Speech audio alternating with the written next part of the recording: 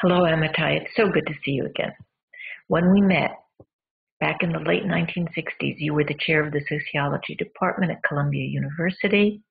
You've been a prolific author for over 40 years, an advisor to the White House, a researcher, the founder of the Communitarian Network and the Institute for Communitarian Policy Studies, and the International Society for the Advancement of Socioeconomics. You also served as president of the American Sociological Association. Of all of the things that you've done for these decades, what do you particularly value of your contributions and why? Let me first say, you're also measured by your students and by your friends, and I'm very happy to do this with you, Kathy, which will qualify on both accounts. And I'm delighted about the award because I recognize that it's really not so much recognize my achievements, but the importance of practice, because that will come back to that. That is really something which I care very deeply about. And not all my academic colleagues fully appreciate the importance of practice. So that is really a very important recognition.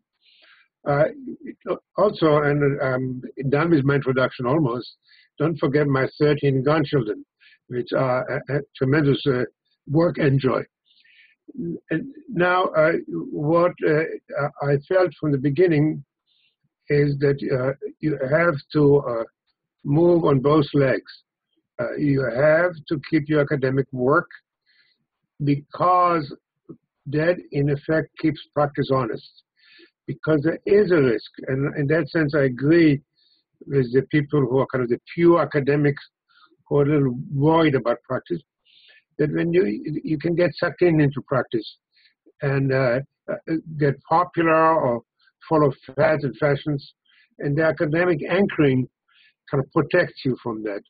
On the other hand, and maybe even more important, the academics can get completely lost in trivia and hair splitting and jargon building. And the great merit of practice is not only service to the community, which is first, second, third, what it's all about, but in keeping the theory relevant. So by moving on both legs, I felt I did slightly better than if I would have done only one of the two. Can you tell us a story about a way that having the two legs really made a difference for you? Well, the year I served in the Carter White House, the issue came up that suddenly, probably in 1 week, 125,000 refugees from Cuba showed up in Florida. They're called the Marielitos.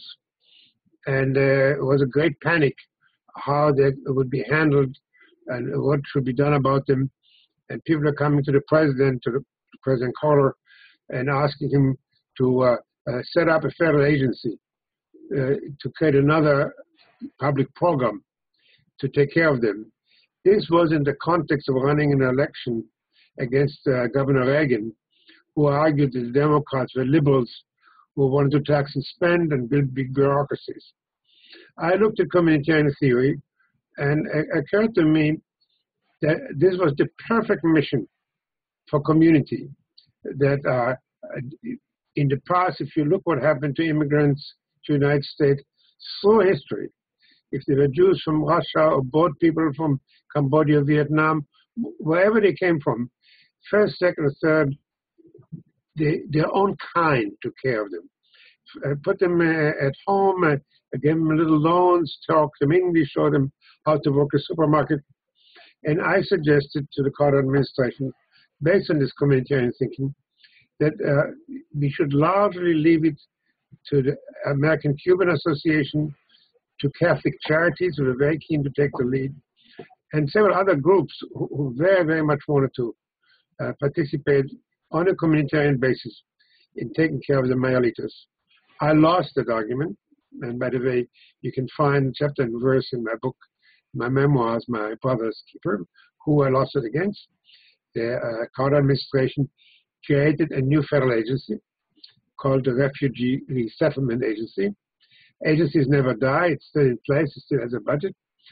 And what happened is the Mayalitos were taken care of by Catholic Association, by Cuban Americans.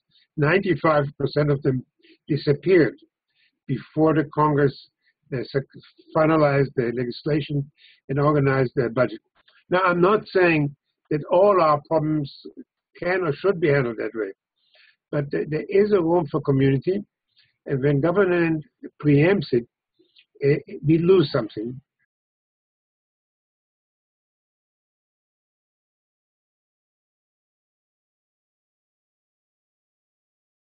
You were mentioning earlier the importance of practice.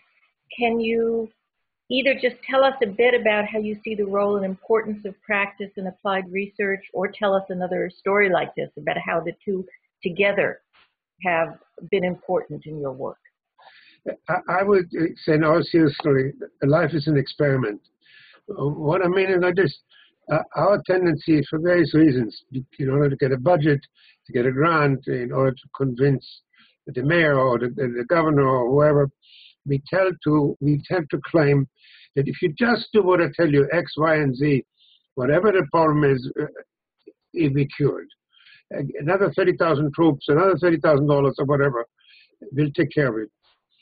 In effect, very, very often, 90% of the time, more, our knowledge is not sufficient. And so we really do best when we start the other way around. We're saying, look, there's a problem, it's obesity or drug abuse or schizophrenia, whatever. We don't really quite know what to do about it. Here's a new approach, or a twist on an old approach. Let's give it a try. Let's have a pilot. Let's do it in 3 cities, 6 groups. And I promise you I'll come back and change it.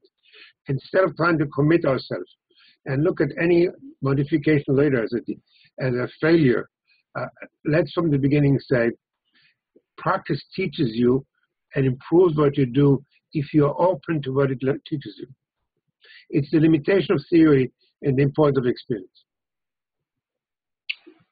That's really core, isn't it? Do you know of examples where practice has been able to be used in this way? Where it did make a difference, instead of people getting locked into, for example, the story that you told about creating that bureau that still exists from the Carter administration till now? Well, I've been working a lot on what's happening in Iraq and Afghanistan. And we went so far. We sacrificed so many lives and so many hundreds of billions on this notion that we know what to do. And we are now finally coming around to understand that we largely have to leave the people of those communities to form their own governments and their own form of society. So, for instance, if they don't want to have election our way, but they want to have an agora, which is kind of very much what the old Greeks did, an assembly, where all the elders sit together and argue days sometimes and come up with consensus, not our way, not by casting ballots, but by the elderly sitting around in circles and talking things till they talk them out. That's okay. And so there are many examples like this, where when we get off our high horse and think that we're going to bring Western light to the primitives, and instead understand, for instance, that these are sectarian societies, these confessional groups, and we should stop pushing central governments and allow for more local autonomy, then things work better. Thanks, Amitai.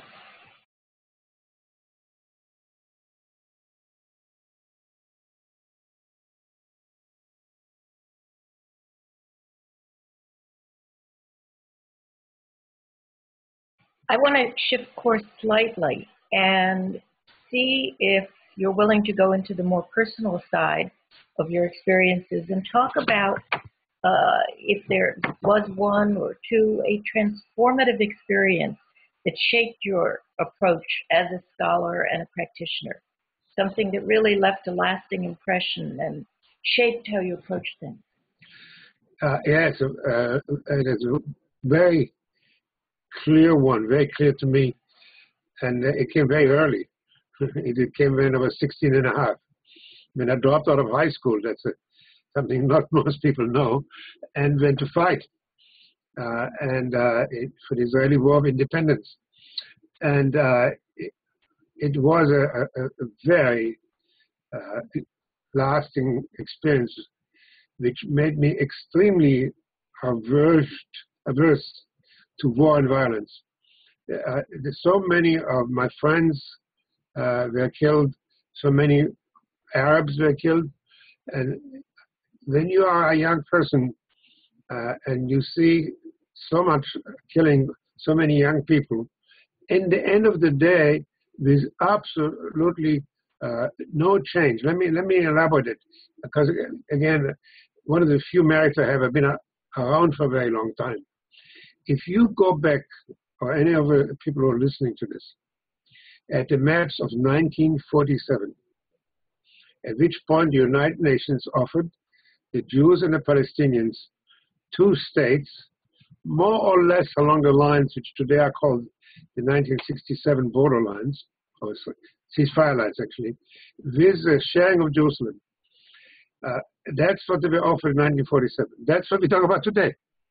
So we could have spared all those lives, all those tragedies, all those billions, because we're exactly there where we were in 1947.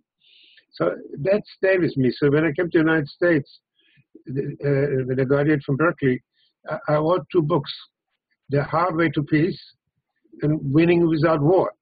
What was about? It was about nuclear war. But I was drawing on is this sense that we need to find ways to solve our differences in a peaceful way. That stayed with me. And what I'm working on now most is we are sliding to war with China. And the most important article I'm publishing this year, coming out in July at the Yale International Law Review, is who is authorized preparing to war with China. Because I'll show that the Pentagon is very much preparing. I'm not talking about some contingency fire, but lining up major forces, major industries to go to war with China without that ever being reviewed by the highest civilian authorities. So this is the same thing I was when I was 16 and a half, same thing I was at Berkeley. I don't think we can bring democracy to everybody. I wish we could.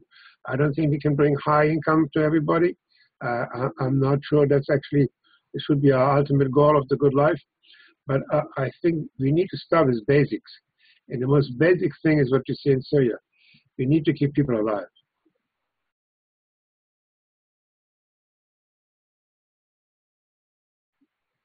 So when I studied with you in the late 60s, you had just written and published The Active Society, which was one way of looking at where society might go.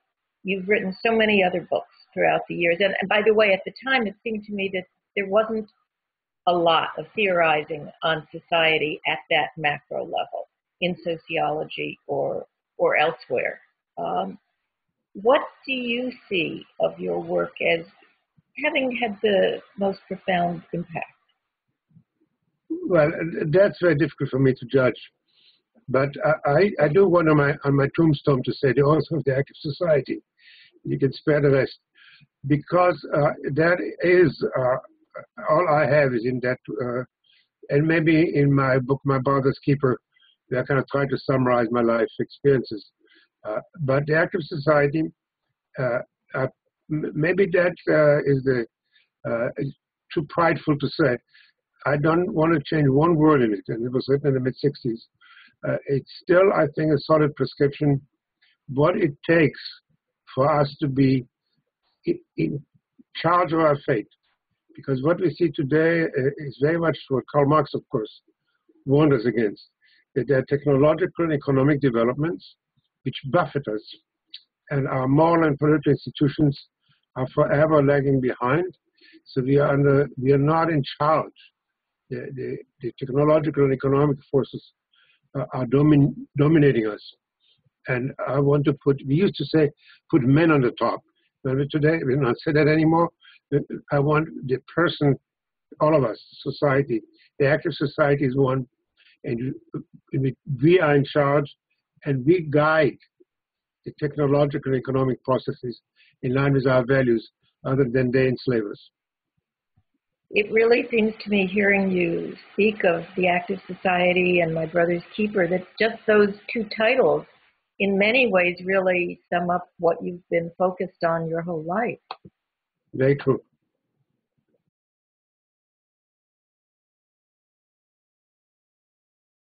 So I have one more question. What would you like to say to young scholars, young scholar practitioners starting out today? What to think about, what to do, how to make key decisions? There's kind of a silly line from a silly movie, but it's the best I can do. And that is, life is not a dress rehearsal. So someone just came actually to me a few days ago. A young person said, well, would this be better for my career, or that be better, or should I do this or that? And I told the person, look, you're going to live once. If you're going to look 50 years later back, and you spend 30 years doing something you don't want to do, to pay your dues in order to hope to get promoted to this and that, you have just one life. So I do feel very, very few regrets. It's a good place to be at my age.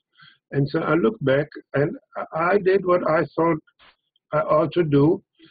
I was fortunate that I was given tenure early, and I was invited to the White House. I didn't know that when I started to be active. And when I was called into the chairman's office and told that sociology was a science and this practice business, it was not going to help my career. And I went home and asked myself, could I lay off? And I realized that I just couldn't. And I think at least I'm better off for having listened. It's a terrible word, but it's the only one I have, to my inner voice, and follow it. And here I am, about to turn 85, and I have very few regrets. That's good to hear. I wish the same to all of you. Thank you. Thank you.